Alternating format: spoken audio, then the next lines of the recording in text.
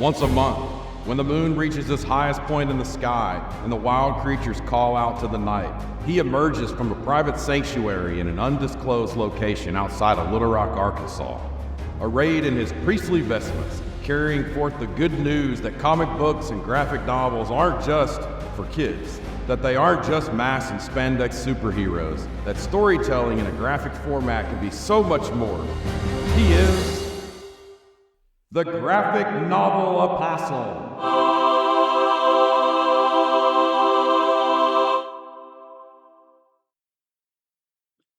Hello and welcome to the Graphic Novel Apostle podcast. I'm your host, Mark Orenberger, and I am so happy to be here with you as always. You guys know that I am always happiest when we were doing one of our book club episodes, and we have that today, and I've got a guest that I am very excited about. We're going to be talking about an independent small press comic from Pesto Comics called Crazy Latte Thing Called Love, and I am going to be joined today by my good friend Gio Leiva of Leiva's Coffee. Gio, how are you, man? Very good, Mark. Very good. It's always good to see you, and it's been a long time, bro, for sure. It has been. It's been too long, and I'm really happy we've gotten to connect to do this. I want to talk to you a little bit about Leiva's coffee, which fueled the Ornberger household in just a second here. But first, I want to just run down the book credits before we get too far away from that. And so the title of the book that we're going to be discussing today is so well named, Crazy Latte Thing Called Love. It was written by Adriano Ariganello, who also did the letters for this, and he is the publisher of Pesto Comics. The art was done for this book by Mattia Monaco, who also did all of the colors in the book. And we're going to be talking about the colors some because I think they do a lot of work in telling the story. And he is also the main cover artist.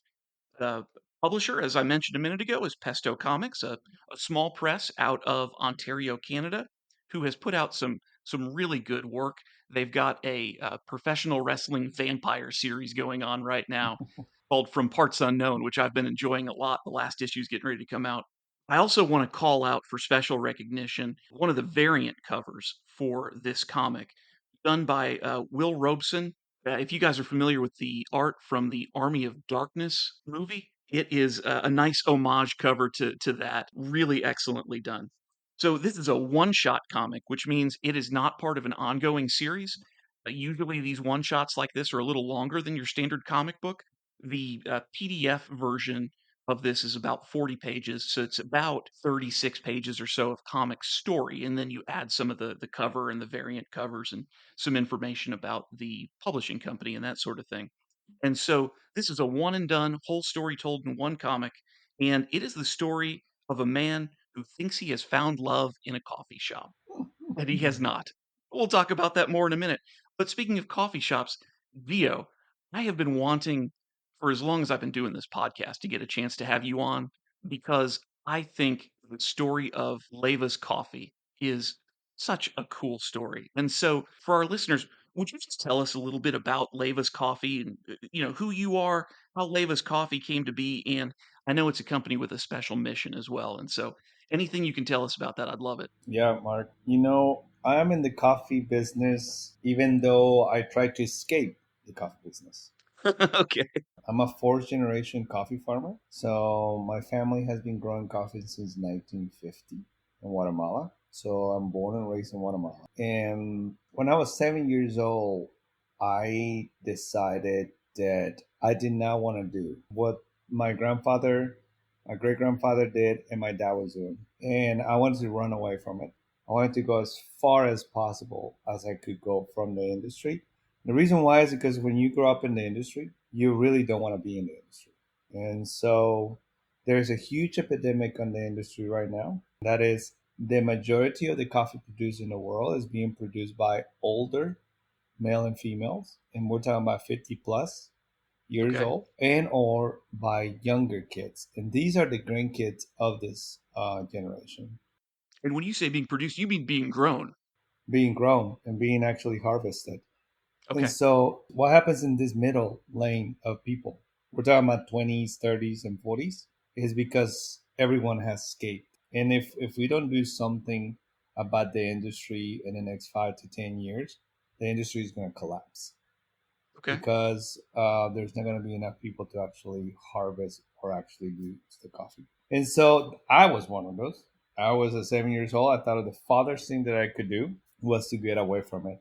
And so the thing that now this is in the middle of a jungle in the East Mountains of Guatemala. No running water, no roads, no electricity, mud house, shack with a candle. I'm laying on my knees and saying, "Okay, I need to go out of this as soon as possible." The farthest point on earth that I can think of for me was United States, learn English, and learn how to program computers. Mhm. I thought if I can do that, then I escape this. And so I told my parents that, and they laughed and they said, "Buddy, it's not going." So I was like, okay, well, I kept it in my heart, and I found myself here in 1997. So I was just turned 18, and I had earned a scholarship to come to the United States. And it's a family which we still have a connection, and they are from Bryan, Arkansas, and they Okay. were living in Bryan, Arkansas, and they were missionaries. So that's how I found myself in Little Rock, Arkansas. And I found myself here with my parents' life savings of $20, a shoebox of Wow. belonging, and the clothes on my back, and I don't know any English whatsoever. Oh And my gosh. so but I made it. I mean, I'm here. And so I'm like, oh, Lord, Now, earlier you and I were talking about how I just dropped off my 18-year-old at college, and he's literally 59.6 miles from me. Okay. I know exactly how many miles it is Yeah, that's to his dorm. that's a parent who has just released their Yeah, oldest right. off to I college. literally just Friday I did it. So thinking about my parents and how that was, like, oh my goodness, what did they go through? Sure. What a set of emotions. So I found myself here, and then I went to ULR, and ULR said that you can go to school because you don't know enough English, and I don't know how you even got here, Okay. but you're gonna have to go back. And that's University of Arkansas at Little Rock. hmm And so I ended up learning English in 8 months, became fluent, and I graduated as a computer programmer. And I made it. I was done. I was Yeah. like, this is it. I made it. I learned. I know computers. I programmed for 14 years, and I loved it. I love everything to do with computers. I love everything to do with technology. And if you visit my roastery, you'll see every bit of technology that I have in that place because I just still have a love for it. And then the reason why I'm in the coffee business is very simple. And that is because the Lord called me back to this. The Lord, I'm a man of faith, and I think that everything happens for a purpose.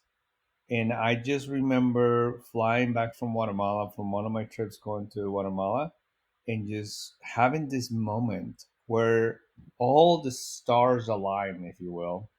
And I just felt this in my heart saying, Gio, I brought you to the United States. I brought you here. I broke you out of poverty because I wanted you to be an example of what you can do in the lives of others.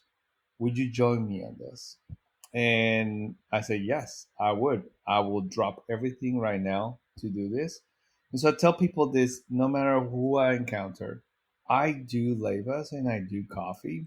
I could be selling rocks for all I care. I could be selling tea. It doesn't matter. I just do it because I believe that I was born in the industry to be a beacon of change to the industry. And my goal is to help eradicate poverty in the coffee industry, to make sure that there is so much value in it. Mark, you realize coffee is the second most traded commodity in the world, only second Okay. to oil. hmm Coffee is the second most drank beverage in the world, only second to water. Wow. But coffee farmers are among the poorest of the earth. Sure. How is that possible? Has anyone just asked how is that possible if there is a second most traded commodity? And don't you think that something is just not jabbing over there? That's what I ask myself. People in oil seem to do pretty well. People in oil seems to be pretty good. So why is that? That if they're providing enough value, obviously something is not right.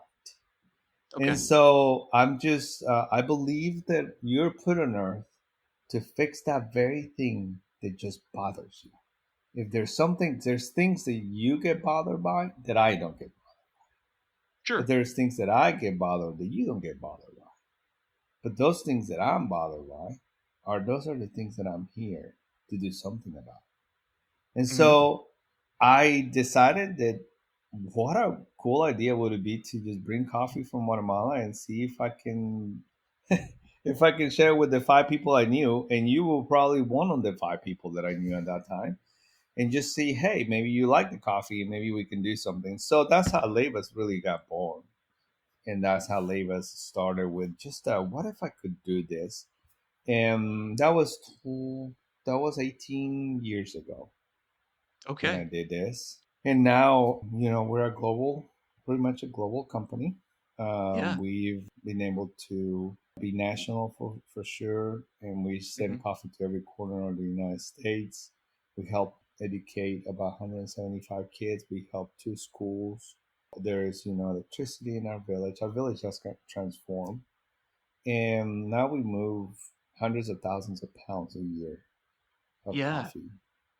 So I really want to hear about how it is that through the running of Leiva's coffee, which, by the way, I mean, you said bringing in some coffee from Guatemala and sharing it. I mean, this is coffee that your parents were growing. Yes. You said to me one time years and years ago, this has always stuck with me. I knew you were from Guatemala. I knew you'd grown up, in a coffee farming family. And you said to me one day, my childhood bedroom is now a classroom. Hmm. And I was like, I don't think it was a time where I could dig further into it, but I was like, I have to know more about that. So tell me, how did Leivas get involved in bringing enormous change to your home? So the deal was this: education was the key, one of the key elements to our success.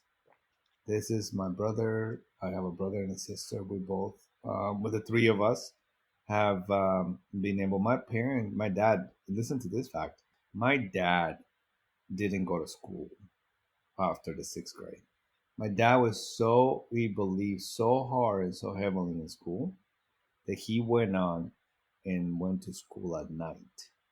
And him and I graduated from high school the exact same year Oh my gosh. because he Wow. never gave up. And he was doing that while And spending the whole day farming coffee. was spending the whole day working, and he would go to school and he did it.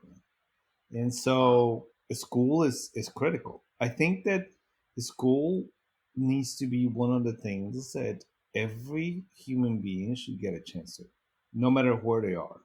They should be able to get an adult and spend times with them and teaching them how to be a part of a system, whatever that Yeah. system needs to be. And that's what school is for. The school is for someone to teach you and to mentor you, disciple you, to learn how to learn. Yeah. And so I got here through school. And so I believe the capitalization and education, if you combine those two, they are the two tools that you can help eradicate poverty from anywhere. It doesn't matter where. In that poverty, I'm not talking about only financial poverty. I'm talking poverty is the lack of, Yeah. and the lack of anything. That's really what it is for me. And so education education is giving you the tools. Capitalization means giving you the opportunities to use those tools. Hmm. I'm not talking about capitalization in just monetary terms. There's way deeper than that. It has to be. I mean, I think those two tools combined together are the ones that can make anyone break out of poverty in any level. Yeah. And I know that for a fact, 100%. And I believe that with my heart because it happened to me. It happened to me.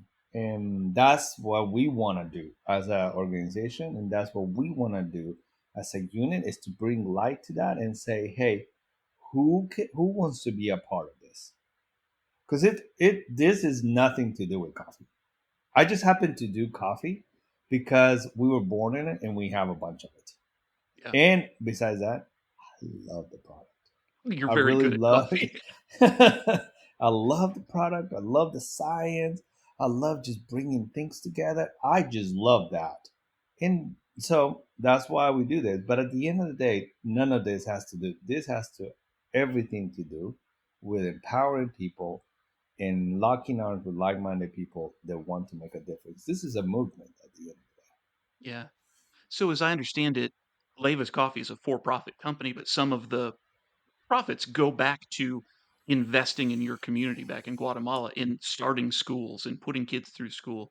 And then I Yeah. guess also in paying a different kind of wage, I assume, than Right. So the business is fully for profit. There's no 501c3. I didn't want to do any of that.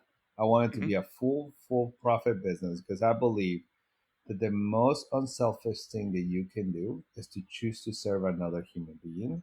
And the easiest way to do that is through a business. That is the Okay. easiest way because you have to serve another human being in order to create value so that you can exchange dollars. Yeah. That is the easiest way. So, because of that, I wanted to be a for profit business.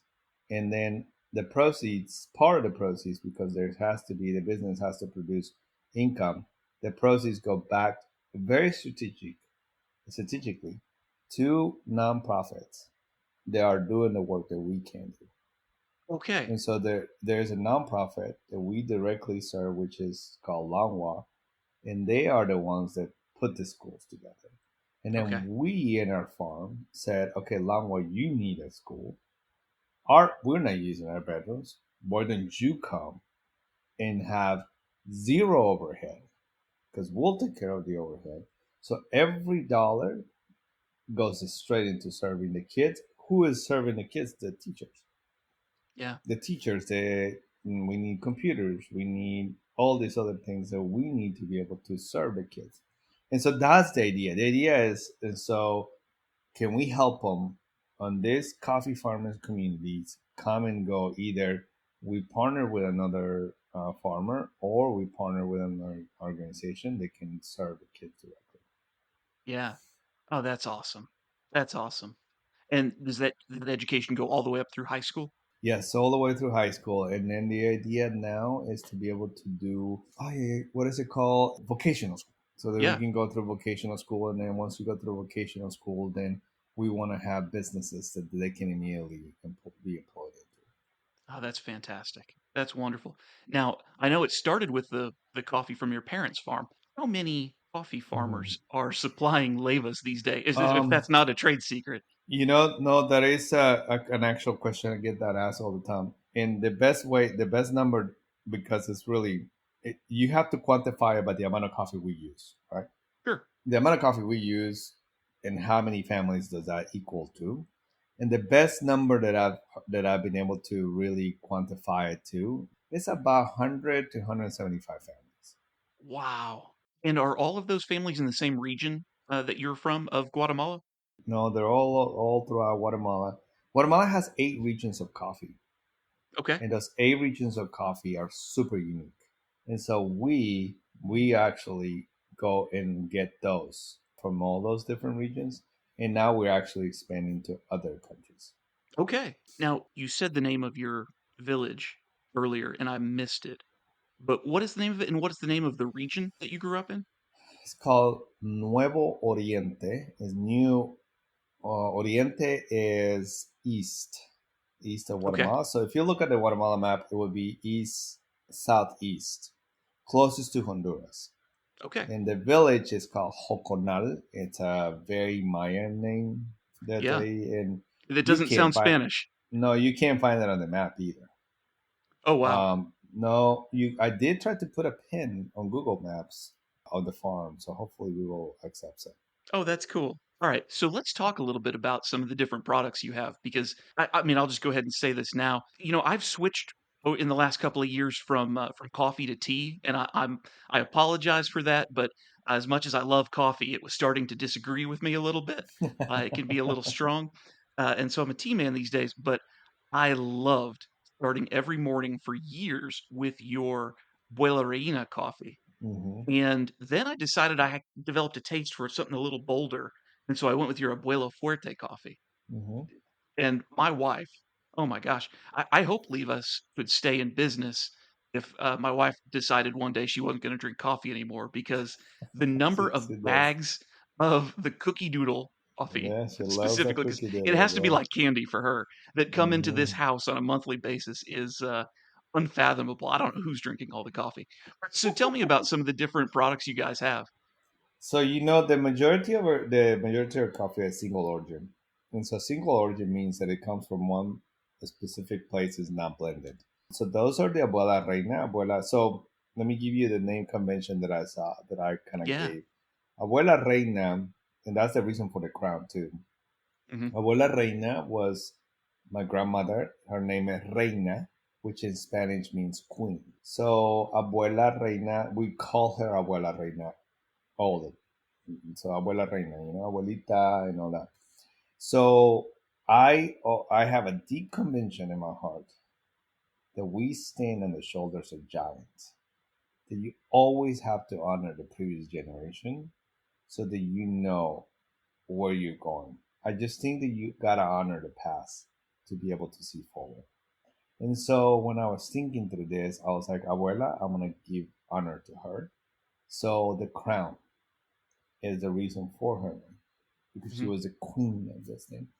And what a And cool logo, by the way. I'm sorry to interrupt you, but I love the Leiva's Coffee logo with that crown. yes, it's such a cool little crown. And I'll tell there's a video on Instagram about the meaning of the crown that we made. It was really cool how we, because that had different elements to it. And so then I thought, oh, you know what would be cool is to name the main coffees after my grandfather and my grandmother. Hmm. Again, giving them honor. So abuelo means grandpa, fuerte means strong, abuela reina. And then I thought, oh, what about my dad? So I named Don Armando, and then Capitan Elijah, El Capitan Ethan. Now these are And the those are your two, sons. my sons, my two sons. And now apparently my mom is claiming that she needs to have one name after her. My wife is wanting one after her. So everybody started to want, hey, how about me? So I'm in the process of creating. Actually, I'm in the process of launching about 7 new products here in the next 6 months.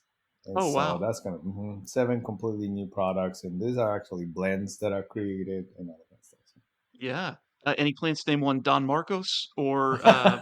graphic novel Apostle Coffee? We can work on something like that, but not right now. Well, hey, fair enough. But so are some of those, I mean, I know that the darker, stronger blend is the Abuela Fuerte. And so did you sort of go with some of those names with something about the personality Yes, I of did. the people? Yeah. Specifically, that's a great question. I name it based on their personality. So I was Yeah. trying to make their personalities, think of them, and then match the coffee to them. So, for Sure. example, Don Armando, that's my dad. My dad, Hmm. Armando. And Don means Sir Armando. And Don Armando, that's the way people call him in English. It's Don It's Armando. a term of great respect, right? Right. To call Yeah. somebody Don. Yeah. Mr. Mark. Kind of like Hmm. that. That's kind of how it is. And so I was like, my dad is my hero. I love that dude. I was talking to him for about 2 hours today while I was doing some other stuff. And we laughed, we cried, we got upset at each other. We, we talked about the Bible. The dude is just fun to be with. And he's got a strong personality, but he's got a sweetheart.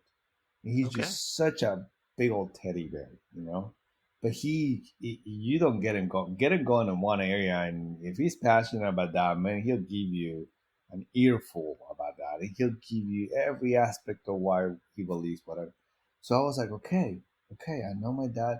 So I was like, how about we create a blend of the dark and the medium together? Hmm. Because he can be bold, but he can also be sweet and caramely and sweet. And so that's the Don Armando. Don Armando has a really bold taste because it's got Hmm. the dark chocolate notes, but it's got the caramel, sweet vanilla, and blueberries taste.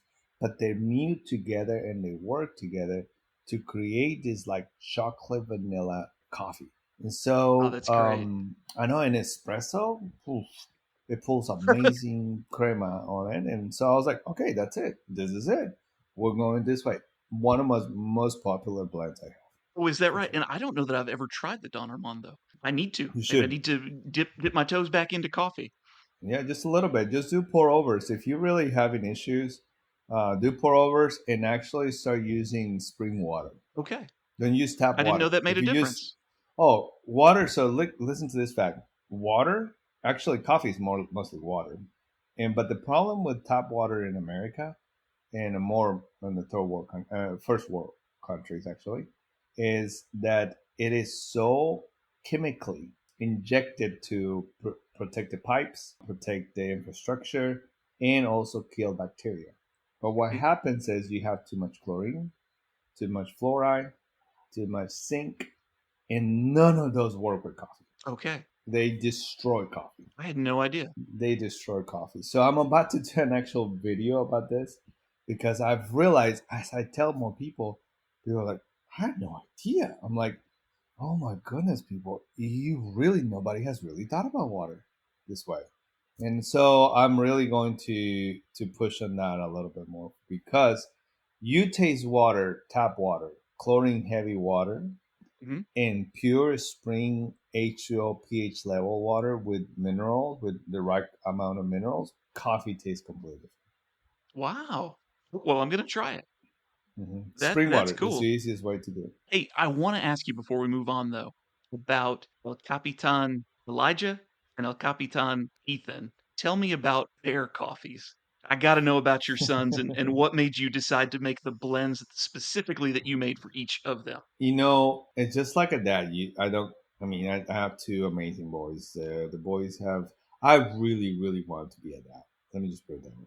I, we waited 5 years to have kids, and it was just the best. And I think the Lord knew that I needed to be a boy dad because I think a Yeah. girl would just destroy my heart.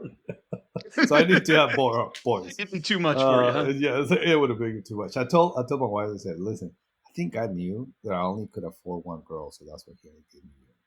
Because at the rate you guys would spend money, bro, no way.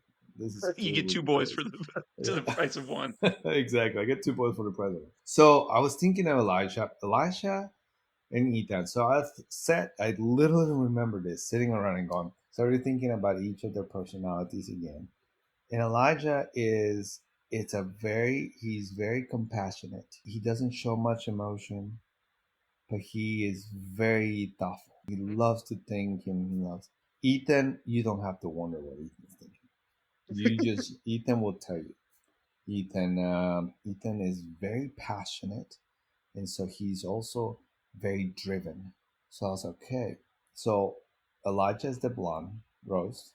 Ethan is our dark roast espresso.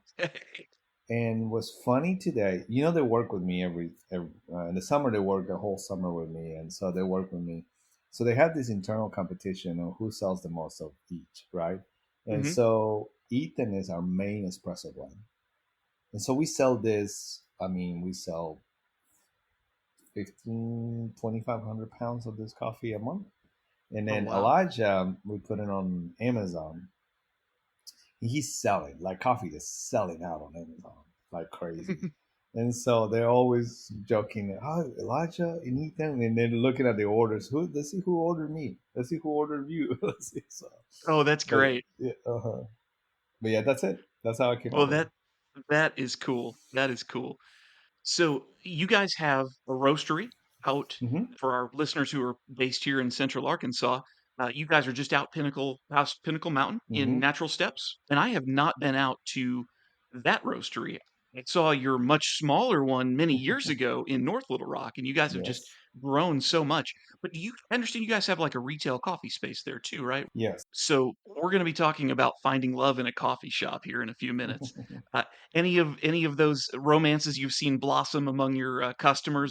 Coffee shops are the modern day well. Yeah. By that modern day wells, what I mean by that, it is the wells and pubs and all this where people will unite and they will Hmm. come together for a common cause. And you could hear about businesses, religion, so on and so forth. And so coffee shops took on that. Coffee shops is it's where you used to be able to pause for a few minutes and really make the world go quiet. Coffee has the ability to do that. And so one of the things I wanted to do when I thought of Leiva is eventually I want to create spaces where I can bring passion back into coffee. And Okay. coffee is a method by which conversations get started. Marriages, we've seen marriages we've worked through in our coffee shops. We've seen Bible studies happen in our coffee shops. We've seen couples having this moments of quietness in our place. So I believe coffee shops can be that and are that. And yes, I've seen it be a place where two human beings for just a few seconds can quiet the world by sipping on this little thing that we call coffee, which also I call the liquid gold, and being able to have that. So absolutely, yeah, I've seen that. Well, that's cool. That's cool. Did the characters in our story today remind you of anybody in particular? Yes, I've seen. Obviously, you have your baristas. Baristas are very artsy people.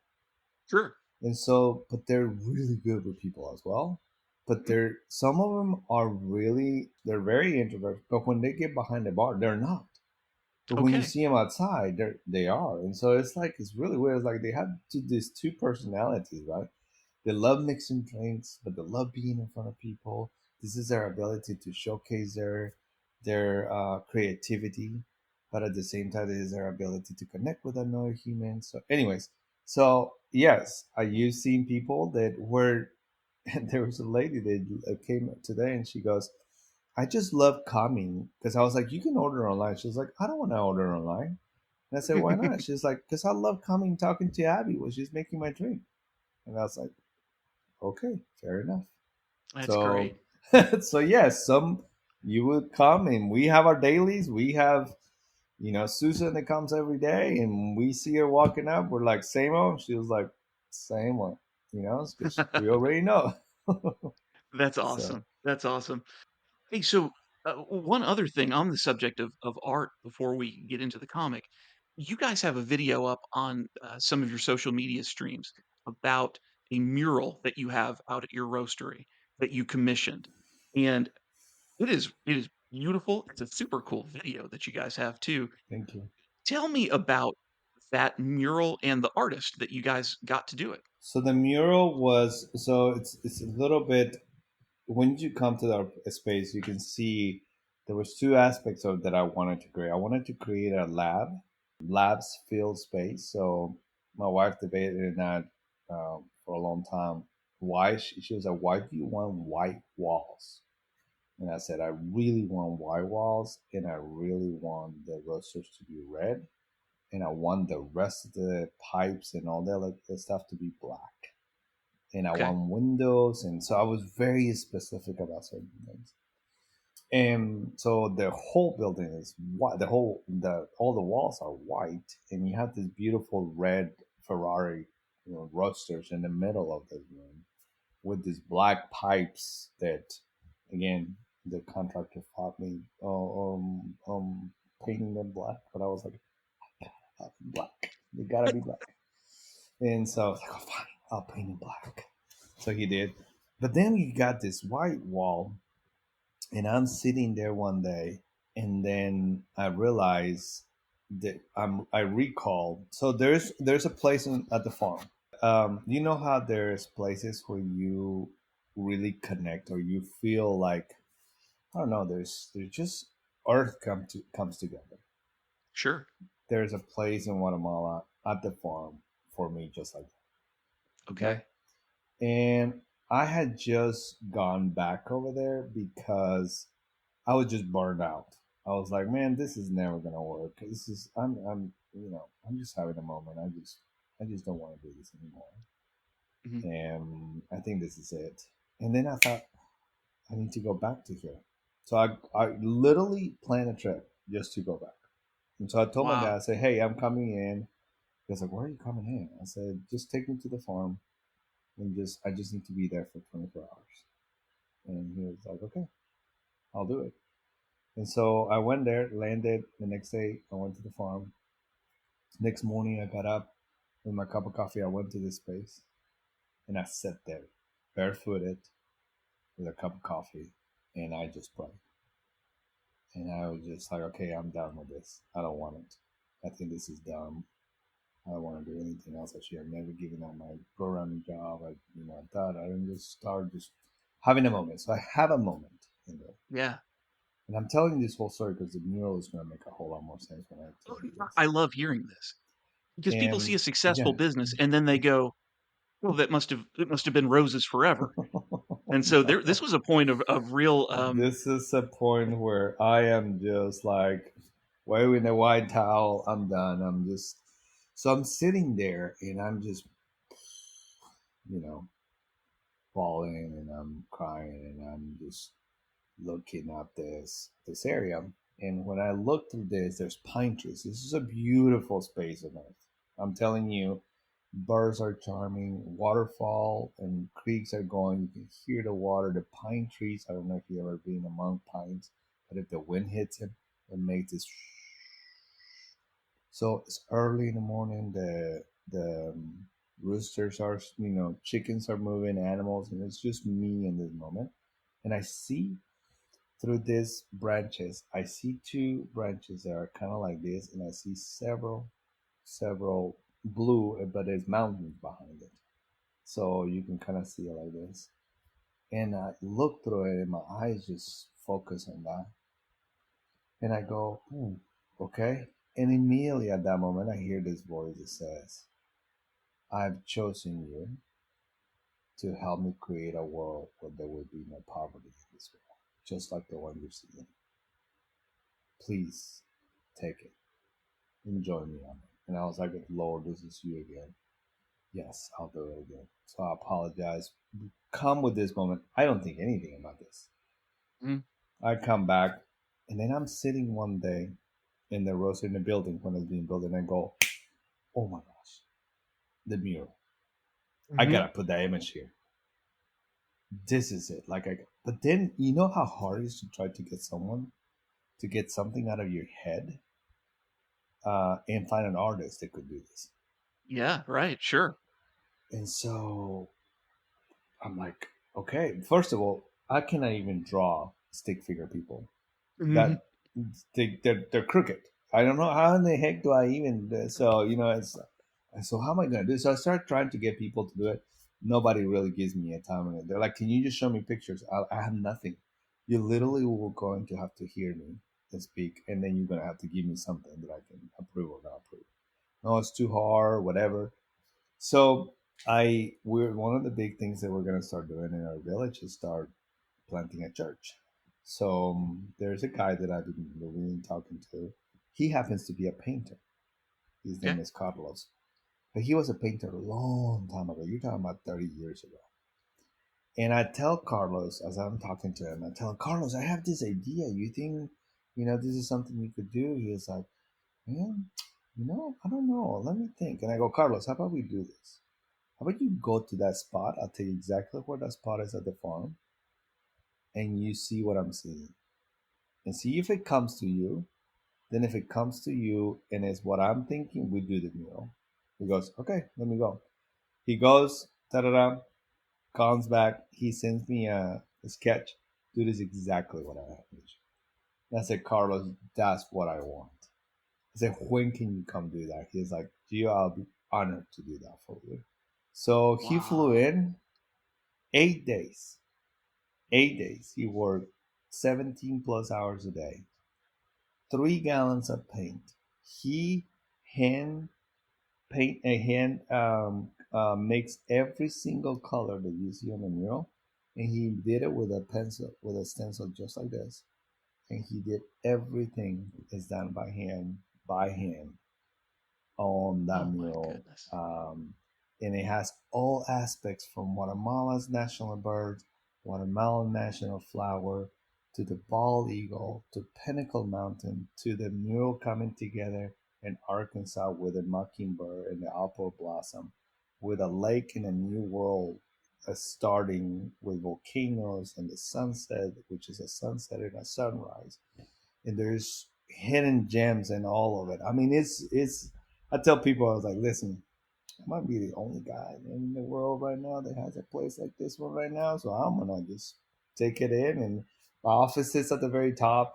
Get to see it every single day, and it's just a reminder that visions are the reasons how you go forward. And you have to Yeah, see it in your head first before it comes alive. that's amazing. That's really cool, Gio. That's my mural, man. It's gonna go in a T-shirt one day.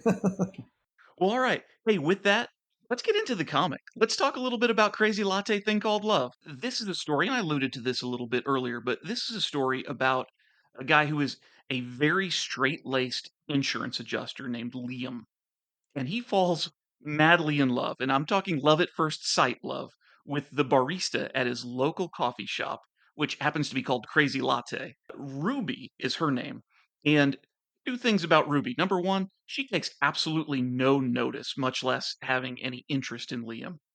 But number two, she is definitely not the innocent damsel just waiting to be rescued out of her barista life and taken away by the knight in shining armor, Liam, that Liam has in his mind. And we'll find out about that pretty fast as we get into this. To talk a little bit first about the art that goes into this book, because I tend to gravitate toward comic artists who work in more of a realism, and Hmm. this is not. This is a very cartoony style, which Hmm. I think is perfect for the comedy elements of this story. But are you familiar, Gio, with I mean, I realize we didn't grow up in the same place at the same time, but not in the same place. But when I was a kid, there was a television show, a cartoon on Nickelodeon called Doug. Are you familiar with Doug? No. Okay. You know what's crazy is Elena and I have a lot of the similar cartoons that we did watch. That were just one a while. So, but no, I never watched that. That's Oh, okay. interesting. Doug was a great one, and the artist actually was from Connecticut, where I grew up, who had created Doug. And so at like my church summer camp, they would bring the artist from Doug once in a while. He'd volunteer to come in Oh, and that's so he'd show cool. little panels from the animation, some of the individual cells. That was That's always real so. cool to see. But I bring that up because the style that the artist here, Mattia Monaco, works in, I think his character designs are very similar to the animation on Doug. And so that was kind of fun for me because it sort of connected back to childhood a little bit. And then so much of this story is told in sort of shifting back and forth between, real world, what's actually happening, and Liam's daydreams that he's having about him and Ruby. And, sometimes those daydreams are kind of extraordinary. They really are genuinely like he imagines himself as basically the knight in shining armor to Ruby. And color palette does a Yeah, lot of the tone setting in this book. I love that. Yeah, I'll say that. Yeah, especially differentiating between the fantasy sequences and the real life sequences. So, a lot of these fantasy sequences, and as always, we'll put up some samples of the art on our Instagram page at Graphic Novel Apostle on Instagram. So you can get a sense of this. But a lot of pastels, a lot of bright colors, and Mm-hmm. if you think about it like a movie, a lot of bright lighting, basically, in the same settings, like in the coffee Mm-hmm. shop, Mm-hmm. as compared to a much Darker. more yeah, like more muted tones that you get when they're doing sort of the humdrum real life, what is Yep, actually happening. And I thought that was so cool. I think so too. I think that you can totally tell from the dark tones to the bright, and you can go, "Oh yeah, this is where he shifted over." Especially when he's looking at obviously her Instagram account or something, or the part where the girl is asking, "Okay, what's your order?" Like, I mean, are you just gonna stare at her, or are you actually gonna order? The other barista, which I can totally see that happening. So that's kind of cool. So yeah, I think that you nailed the color scheme.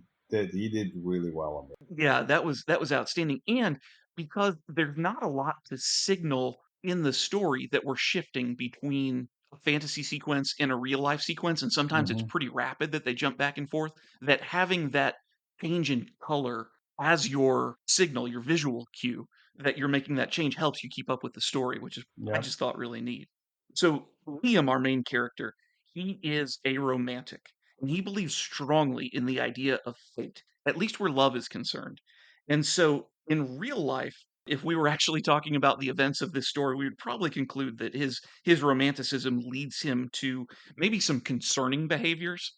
Yeah. But for purposes of him just being a character in a cartoony comic book, it really just sort of accentuates the effect of what that effect of encountering Ruby has on Hmm. him in really a fun way.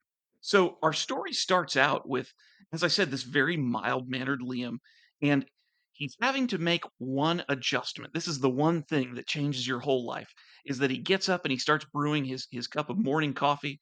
I didn't see the bag on the table. Could have been Leiva, so I'm not sure. I'm not sure. But he's brewing his morning coffee, and his coffee maker goes on the fritz, just malfunctions, and so he's going to have to stop at a coffee shop and pick up a coffee.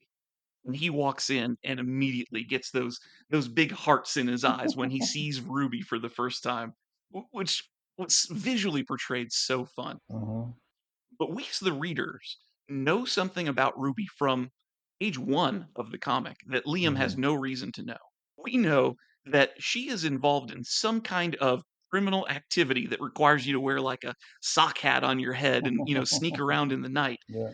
We see her messing with the electrical panel and sabotaging it inside this building. And we're Mm. going to find out pretty quick that a number of odd coincidences. One, that his very straight-laced job that Liam has is he works for an insurance company that's been dealing with a lot of fire claims lately. Mm. And two, we're going to learn that Ruby is part of an arson crew that's been involved in some like insurance fraud, which is a funny way to connect those two characters as well. But of course, Liam doesn't know this when he sees Ruby.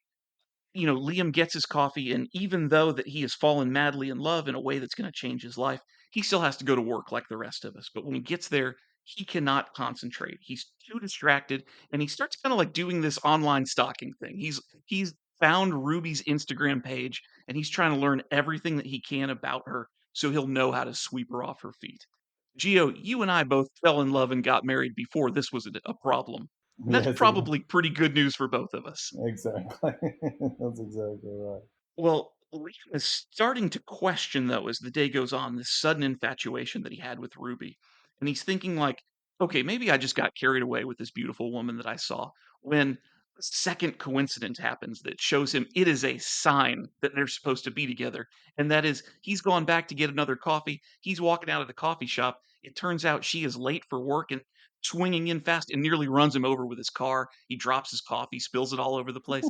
And so he takes this not as rude behavior from Ruby, but rather a sign like the universe has brought us back together. This has to be. So over the course of the book, Liam is now going to have this series of fantasies where he comes and rescues her once from a mean boss.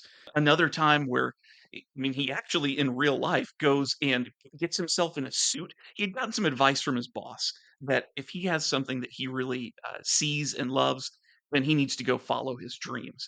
And I don't think his boss knows that he's giving him advice to go try and start a romantic relationship with a criminal. As it turns out, that's what's happening. So he goes and puts on a suit, and he gets flowers and he gets chocolates, and he comes back into the coffee shop, and he has these fantasies of how she is going to say, "Oh, Liam, carry me away Yes, now, take me out exactly. of the shop." Except he goes in and she's not there. And he's heartbroken over it. And he's asking the other barista, like, "Where's Ruby? When will she be Yeah. back?" And the barista's mad. She says, "I don't know where she is. She walked out of here, left me high and dry with this long line of customers." And Which I've seen that happen, by the way. oh no, It changes the mood really quick on someone. I bet it does. And Yes, it so this does. other barista wasn't feeling very gracious about Ruby in the moment. But this was a cause for alarm for Liam because from some of his internet stalking of her, he knows, and I don't want to get too carried away with stalking, but with some of his internet research about Ruby, he knows that some of her friends are maybe a little bit seedy kind of characters. And so now it's a full on rescue mission. He's got to go find her and make sure she's not getting in trouble. Lo and behold, when he catches up with Ruby, she is in fact in the middle of trying to like break into this office building along with the rest of her arson crew so that they can pull off another arson job. And so one of the guys in her crew spots him and goes over and grabs him and is ready to beat him up. Starts to do that, in fact. And poor Liam, who in the middle of this is still having fantasies about how they're gonna chain him up, and he's gonna break out of the chains and rescue Ruby from Yeah. this life of crime that somehow she's been caught up in by bad influences, when in reality, he's just getting beat up in an alley. But he manages to make out the word Ruby. And so, of course, the other criminals are like, "Ruby, you know who this guy is?" And to the, I mean, absolute utter heartbreak of Liam, she's like, "No, no, absolutely no idea who She this guy doesn't. is." Yeah, she doesn't remember. It's tragic. And he is trying to tell her or remind her of who he is by talking about his coffee order and, his name. She had to write Liam on the cup, Yeah, and that's supposed to jog her memory. And of course, I mean, just breaking his heart. She says, "No, didn't ring any bells. Not here." you know what's So, cool is that there is a lot. We have a thing at the shops that we know people might not know their names, but we do know the drink. So that oh, is very, funny. yeah. It is actually like, but for example, my wife remembers everybody's drink, but not necessarily. But the face in the drink, we know like who Oh, so ordered funny. what. So that is So half actually, cap double cream just came in or yeah, whatever. Double right, shot of right, espresso came right. in. Double shot, or we see the car and we know tall Americano. We just Oh, know there's gonna be funny. a hot Americano, and sure enough, so I can see how that could be very happening. Yeah, well, unfortunately, it didn't get the job done here because that does not jog any special memories for Ruby, who was apparently less impressed by Liam than Liam was by Ruby.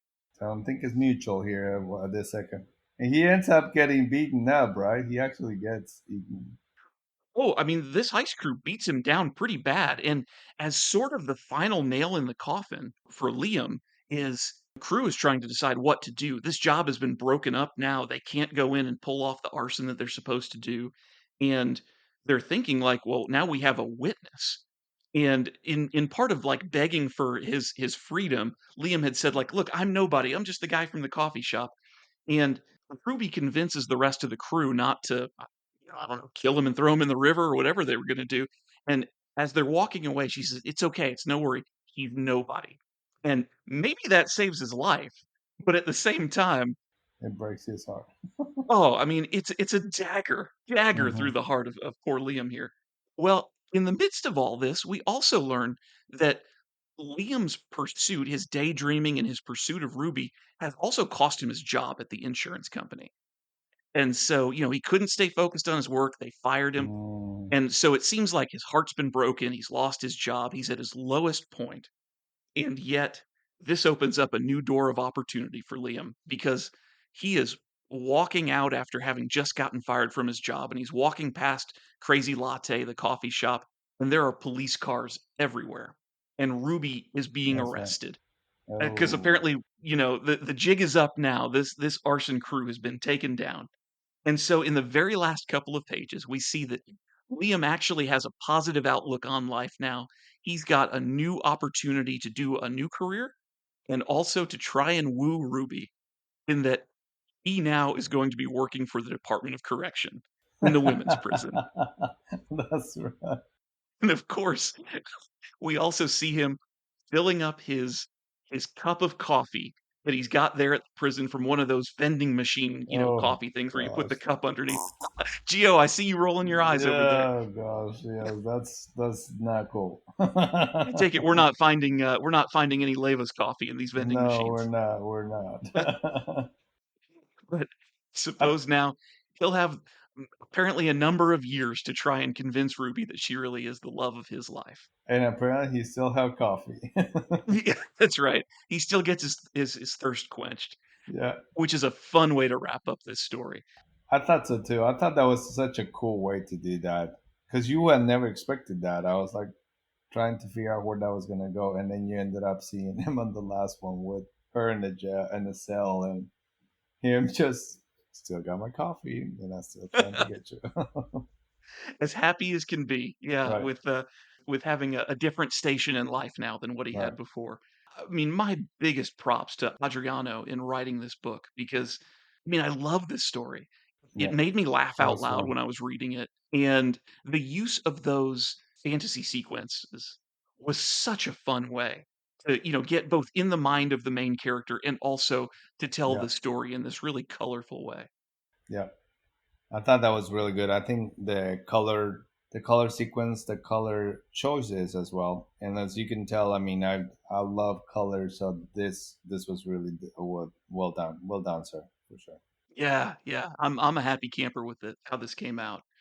Well, Gio, man, this book came out from Pesto Comics sometime last year, and I don't know why I hadn't gotten in touch with you about it before because I was like, I know a man who is a coffee man, and I got to connect him with this coffee book. And so I so appreciate you coming on the No show. problem, And man. it's a shame I didn't ask you earlier, and I'll put up links to these things in the show notes for this episode. But hey, if people want to try out some Leiva's coffee, where do they need to go to get that? So, the easiest way and the best way is, of course, our website, which is leivascoffee.com. And that's Leivas coffee.com. Correct. leivascoffee.com. But also recently we added ourselves to the Amazon marketplace. So you can find us on Amazon. So we're on Prime. We are also on walmart.com, which is their online marketplace as well. So, and locally here in Little Rock, of course, yeah, on our partners, we have Boulevard Bread that sells our bags. We have Milo Coffee Shop, who is fueled by Leivas. Everything in there is Leivas. Mugs Coffee Shop as well. It's all fully Leivas as well. And so you have different places where you can find it locally, but nationwide, we do it all online. We roast it. The roast Monday, Tuesdays, or Wednesdays, and every order gets shipped within 24 to 36 hours of us roasting it. I do love that. You turn over the bag when you get a new one in the mail. And I open my mailbox and it smells so stinking good. But Hmm. you turn over the bag and look on the bottom and you see where it's handwritten in the date that it was roasted, which is Yeah. so cool. Yeah, we do that. We make sure that we stay on that again. And my idea is that by the time it gets to you, the coffee's peaking. Coffee's going to start peaking anywhere between 9 to 12 days after roast. So the idea is by the time you get into the bag, because if you have overstock or anything, it's going to be the coffee's going to be peaking at that time. And then coffee kind of goes like this, peaks, and then it starts kind of going down. So that's why you want freshly roasted coffee. Awesome. I hope you don't hold it against me and my family that we order the ground coffee rather than the whole bean. I know that's a bit No of way. I know that could be sacrilege, Yeah, but no, that's good. we we're not early birds enough to get up and grind the coffee beans ourselves. Right. But No, it works too. We freshly grind it too. But Mark, thank you so much for joining and thank you for allowing me to share a little bit about Leivas, a little bit about my passion and my joy. This is definitely something I hope people get to hear about the why of what we do, and the what, it just happens to be some product that I love, but it could again be something else. And if you're in town, just side note, on March 13th, it'll be a good September 13th will be a good time for you to come by the roaster. We'll have a car show early in the oh, cool. morning. The Porsche of Little Rock is going to bring a bunch of Porsches, and last time we did it, we had some Lamborghinis, Maseratis, Ferraris, and it was actually pretty cool for the boys and for Oh, guys I out there. bet. Very cool. Mhm. Yeah, so cool. Well, Gio, I enjoyed every minute of this. Thank you so much for giving me a lot of your time this evening to do this. No problem. And to all of our listeners, thank you for being with us as well. Try out some Leiva's coffee. I will be back with you, but until then, keep reading those comics.